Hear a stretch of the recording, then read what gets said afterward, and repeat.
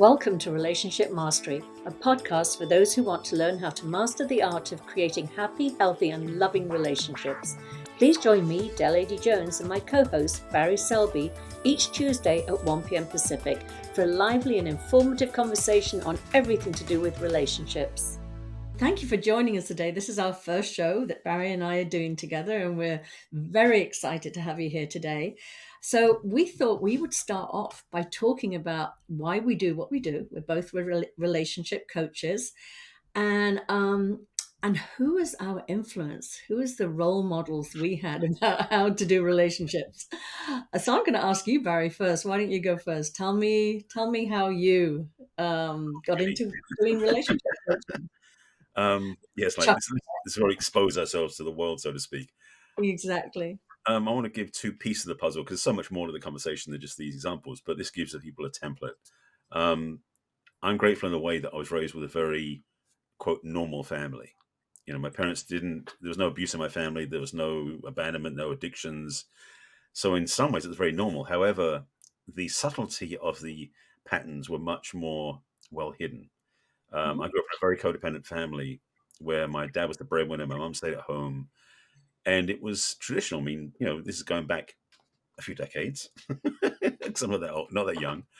And recognition was for me was that I started watching the patterns my parents did, and I tried to emulate that. It was almost that was the thing. That's what I knew was the right way. I believed my parents were together, they were loving, therefore I should do exactly what they did to get relationship. And so for quite a few of my relationships, and I had quite a few, I would basically get in the same trap of being very codependent the way that my parents were, and it wasn't working for me. Fast forward until 2006 was the big breaking point that started this whole journey for me in the work I'm doing. Is I've been in several relationships over the years, and I've also been very, I'll say invested, but committed to the personal development field. You know, learning, growing, developing. Same as you went through the master's degree at USM, a bunch of other things too. However, my relationships didn't improve that much. And I said, I have all these skills, I have all these tools, I'm so masterful, but I'm messing up my own love life. And I'm so grateful for that relationship. The woman I was with wasn't the kindest partner in the end, but what she gave me was such a gift. Now looking back in hindsight, you know, sometimes gifts, as Lisa Nichols calls them, sometimes the gifts wrapped in sandpaper. It was like it was a gift, but it was painful to receive. Yeah. And and basically what happened was this was the third basic relationship in a row where the same thing happened, except this time she told me what I was doing wrong. Not what she was doing wrong, but what I was doing wrong. That's And familiar. of course, because a lot of people do that in a relationship. Mm-hmm. But ultimately, what happened was I was abdicating my role as the partner because I was so averse to the way my. And by the way, I said at the beginning what happened with my parents. Through the journey of my life, I kind of become averse to what they were doing and trying to do the opposite of that. Mm-hmm. What ended up happening was I started taking away my own power in relationships. And what happened in that breakup was she told me that I was not being the man she thought I was when we first met. Now, how that was interpreted, how that was said, not necessarily the same thing, but what I got clearly was I was missing something. I wasn't being the right man to be in a relationship. And after that painful breakup, and I was pretty much distressed because I've been here before. This is a clue, by the way. If you're in relationships where the same result happens, that's a clue. And I really got that. That's one thing I learned. Look for the signs. Yeah. So after that breakup, which was the end of 2006, I was going, okay, so I know all this stuff, but what am I doing wrong? Something's not right here. And so I just said, you know, God, give me a sign, something, a clue, indication. Well, about 3 months later, I bumped into this woman at the spiritual center I go to, and she was walking in, and I hadn't been up to that point very comfortable talking to good looking women. That was outside my league. You know, I didn't think I could talk to those sort of women, but this woman was gorgeous, but also she was what I would describe as glowing. It's almost like neon signs were over her head pointing to her, and it was like spirit saying, "Talk to this woman." So I went up to her and said, "Hi, you're you're glowing. Where have you been?" Something like that. And she burst out laughing because it was a very weird come on line. Yeah. But we started talking, and she and I became friends. But she got back from this retreat, and when I went with her to the introduction to the workshop that following weekend, so literally 4 days later, everything they talked about was going, "That's exactly what I was missing." And what it was basically partly was the codependent piece about the shells that we put on to fit into society and into our relationships, and how we adapt to fit in, but also that I was ignoring my true value, or excuse me, my core value, which is being a masculine man, because I didn't know what that was at the time.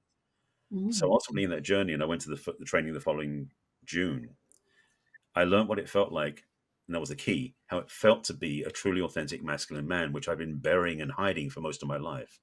When I Mm. got that, it sort of clicked everything into place.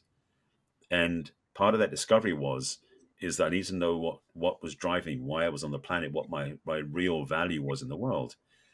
And truly, what it's been for a long time was supporting women in my work. I've been the shoulder women cried on since I was a teenager, but I never Mm. made that a business.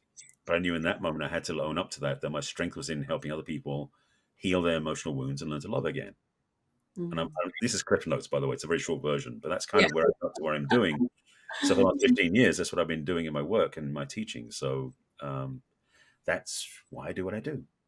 Yeah, it's so funny, and I'm listening to the word codependency because that's my Hmm. area of expertise here, codependency, narcissistic abuse, and I didn't have the same upbringing as you at all. I had a very, very on many levels amusing. I mean, I say amusing. It wasn't all torturous, but it was Hmm. definitely different and dysfunctional looking back. But there was also there was a lot of freedom in it. I see myself as having been, one of sort of a wild child in the sense we were always running around the countryside, no shoes, living off berries and scrumping apples and things like that. Right. But the actual role models I had with my parents was definitely not your norm. It was, in the late 50s, 1959 to be exact, in North Wales, which is a very puritanical part of the UK. Mhm. A lot of chapel going people, and yeah, my mother and father were not married. I was the product of an affair, and I never met my father. And the affair lasted for many years. I mean, it actually lasted 8 years, and I never met my father. And that was really one of the templates for me in looking for unavailable men. And I also learned very much. I think when you have one parent, you learn not to ever piss that parent off. They're the only one you've got. And so that where the codependency came in was always sort of um, what I call taking the temperature of the room, very guarded at a very early age, that hyper alert, is what I'm going to say piss my mum off, or am I going to lose somebody? So I had huge abandonment issues. As I said, I never met my father actually till I was turning 30. He only lived a couple of miles down the road, so I would see him or pass him in the street, but he never acknowledged us as his children. And so my wiring was so messed up. If I didn't feel absolutely in longing for somebody, I didn't think that was I felt you had to long for somebody to Right. feel in love. So my loving and my longing got completely Totally. cross-wired. Yeah. So, and I think also I always say this, with the work that I do and the people I work with, I think as children we often want to like a do-over. I call it a do-over. Mhm. So whatever that original wound was, or that parent that you had the most difficulties with, you attract somebody with similar traits so that you can actually this time make it work out like you wish it worked out as a child. So, I had many during my 20s. I was my ideal client. I looked successful out in the outside world. I had it all together when it came to my career. I was a costume designer for many years. But my relationships were a mess. And again, I wanted the chase. I wanted to win somebody over. I wanted to prove that I was worthy. Because I So had different. Are you laughing? Do you recognize any of this? I know because mine's so different. I was just laughing because we're so different, which I love about this. I know this, and that's why we're going to bring so much to the table here because we have Mhm. so many different experiences and how our life has um, progressed. I was married and divorced and raised children as a single parent, so there's going to be a lot that we're going to be talking about. But today, to get back to this subject, Yeah. yeah, my relationship model was, well, as I said, I was the product of an affair, so I never trusted marriage. I thought, married men cheat, so I better not marry a man because if I do, he's going to cheat on me. So I had this real fear of commitment and marriage. And it took me a long time to get there. And because I hadn't done all the work on myself, I did not attract a healthy relationship. I'll just leave it at that.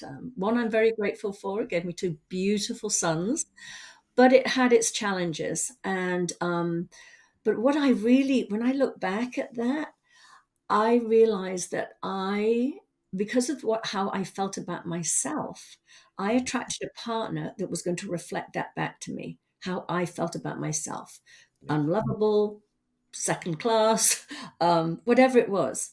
Now, in my 20s, I met some lovely, lovely men too.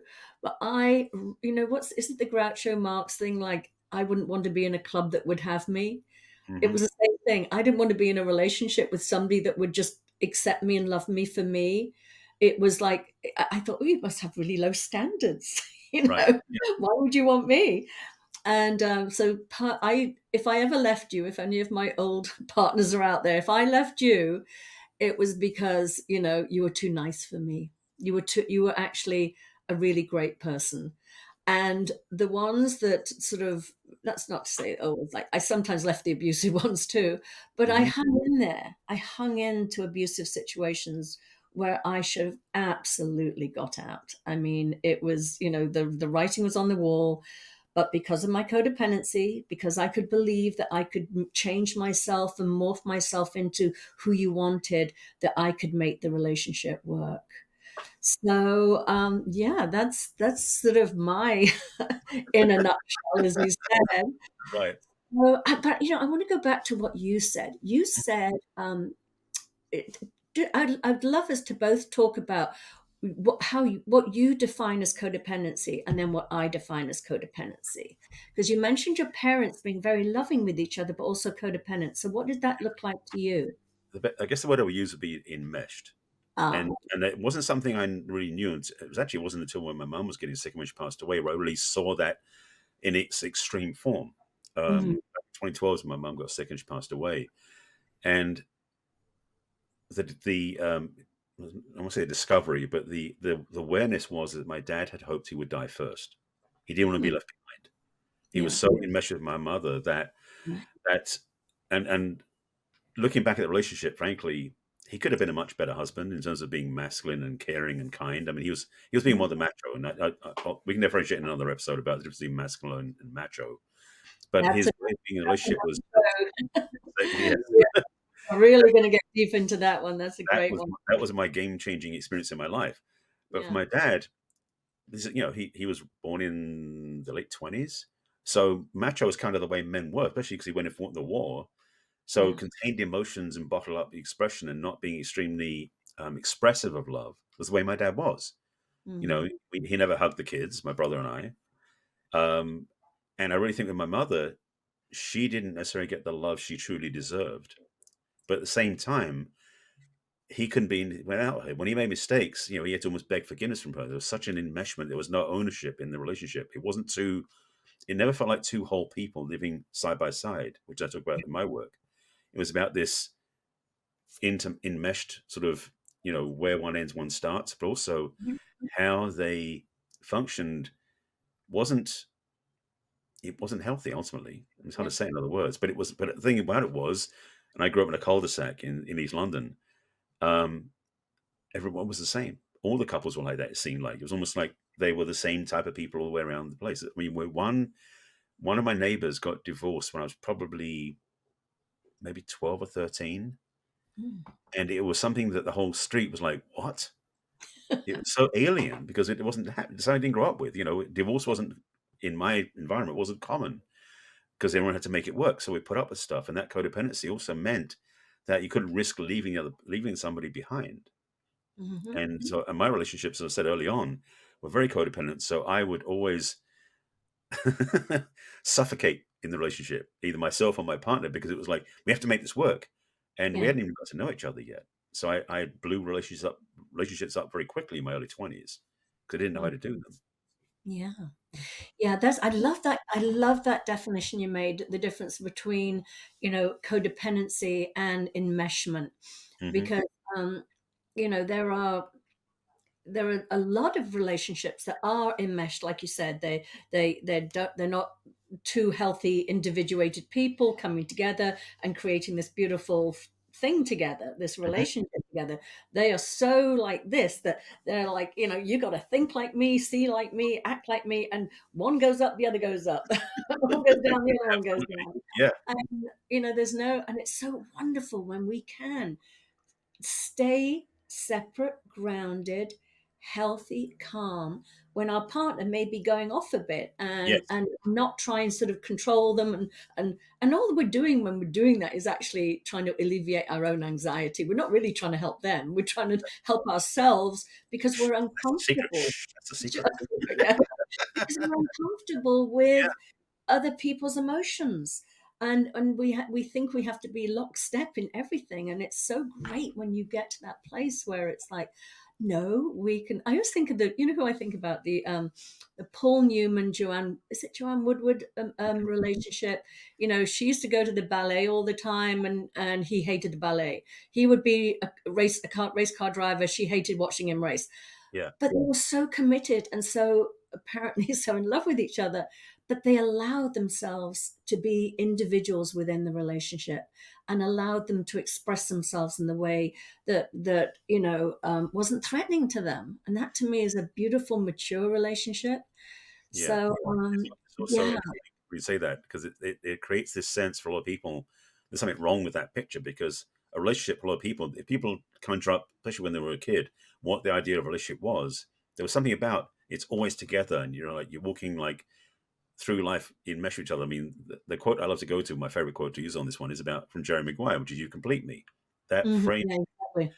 indicates, first of all, that if you complete me, I'm not complete on my own, which is Yeah, really what codependency is about. I'm not 100%. whole. Therefore, when you show up, I'll feel whole because you make me feel better. Yeah, Like you control me, that you make me feel better, which is the whole problem with codependency is that we get in the place where we don't, as you said, we're trying to make ourselves feel better by fixing the other person. That yeah, is what really defines codependency for me because it puts us in a place where we don't know how to navigate life without somebody else approving of us or yeah. accepting us or loving us. We don't have that internal reference point, so we lose track of ourselves. Yeah, exactly. And I love what you're saying there, because that was exactly me. But what was so funny, as you were saying, oh, this divorce happened where I grew up on a cul-de-sac and nobody Right. was doing it back then. And I'm thinking, God, nobody was having very public affairs either where I live. But somehow my mother did that, and Yeah. my father.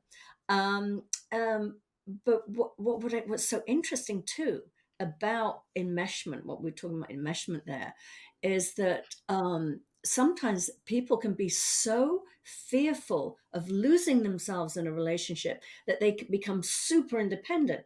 And Hmm. I really think that's what happened with my mother. I think she was so afraid. She did not have a good, healthy role model herself, Right. relationship role models with her parents. So she acted out in her way, which was, um, it's safer to not be married. It's safer Yeah. to not be in a very intimate relationship in case I lose myself. She had been married before my father, and it wasn't a relationship that she was healthy for her, Hmm. from how she looked at it.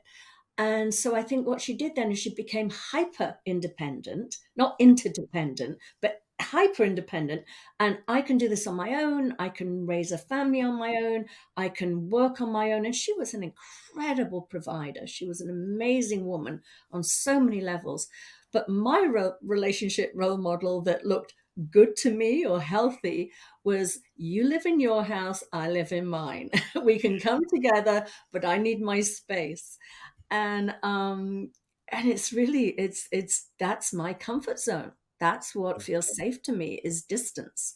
Mhm. I'm obviously I'm currently engaged, and we'll be moving in together. It's been an incredibly long engagement. We've been together for 13 years, because, or not engagement, rather a long relationship. We only just got engaged, but because I was very, very happy just both of us having our own homes and just being in a monogamous, loving, beautiful relationship. But I didn't need or want, I should say, that sort of because there was still some residue of Right. fear of being consumed in a relationship or being controlled in a relationship. So I've always been a little bit hyper independent, even though I am actually, I would classify myself as a classic codependent Yeah. in most of my life.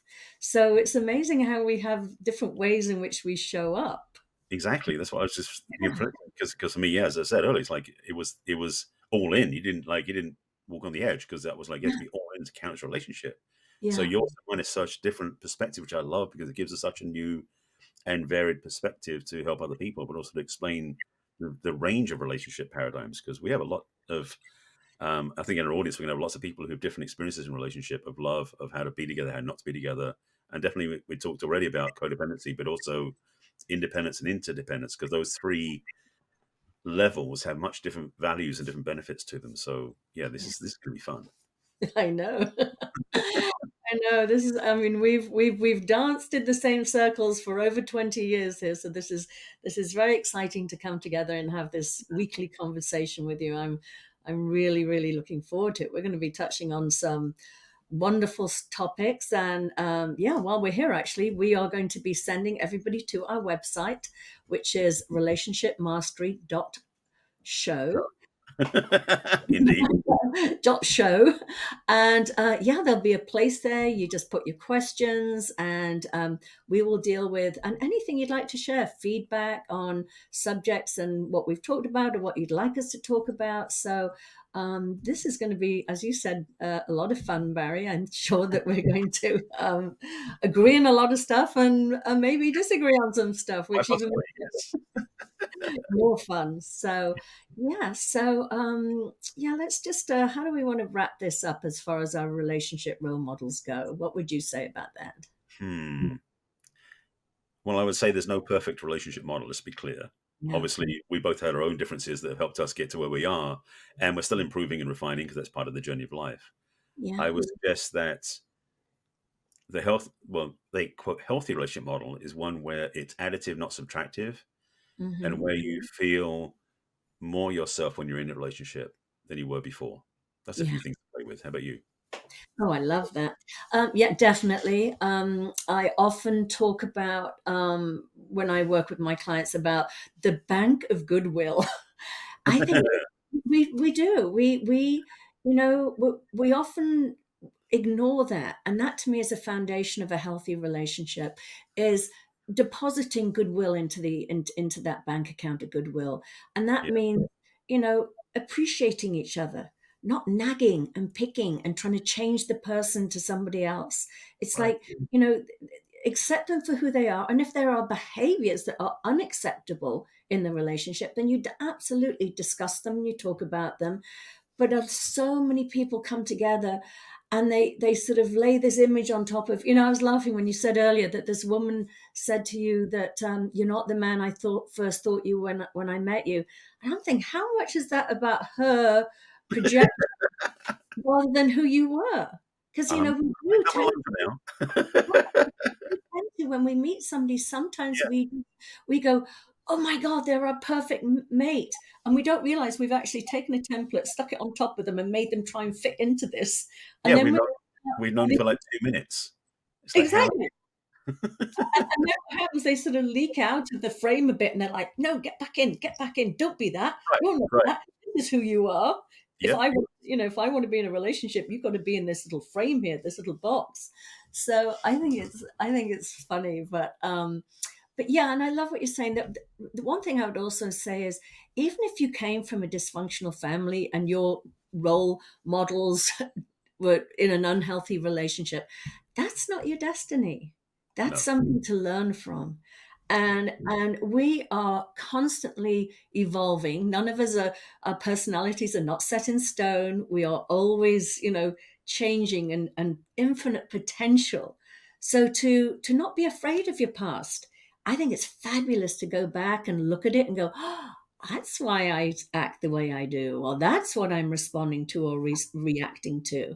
And then recognizing it and then knowing that you have the ability to do it completely differently. Yes. But it's knowledge is power, awareness is power. And so, yeah, I think this is going to be a lot of fun here. I think so. I want to underscore that point about Yeah. that our part is like our past is a great place to visit, to refer to learn from, but you don't want to live there. Oh, So absolutely. recognize that the lessons that we're going to talk about, certainly from our own experiences. And yes, I am definitely not the person I was back, about that relationship or anywhere in relationships. I've changed so much since then. And Yeah, so it is possible, if you've had some really unsuccessful, unhealthy relationships, you're not doomed to failure.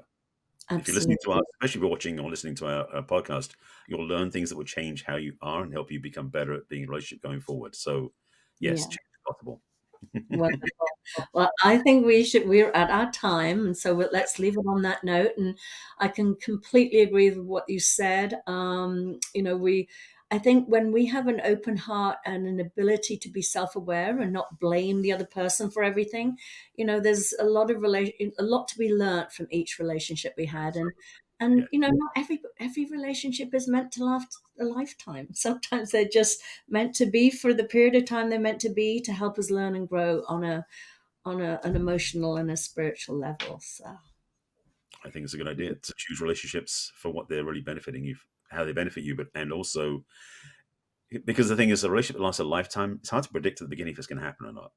yeah, But if you know a relationship's going to be strong now and you want to build on that, that's a good place to begin. So yeah. be willing to play. Well, this is fun, and I can't wait to see you next week. Stay tuned. We're going to have some good stuff to talk about. All right, wonderful. Well, thank you, Barry. Have a great week, and I'll see you next week. Thank you, Del. We'll see you guys, see everybody else, and everyone else can hear us again next week as well. Yeah. Take care of All yourselves. right. Have a wonderful week. Bye bye. Bye. We trust you enjoyed this episode and invite you to share this with your friends and loved ones. In fact, please subscribe to our Relationship Mastery podcast. That way you'll get each new episode, fresh and shiny, as soon as it is released. We'd love to hear from you as well. So go ahead and enter your questions and comments at relationshipmastery.show. Take good care.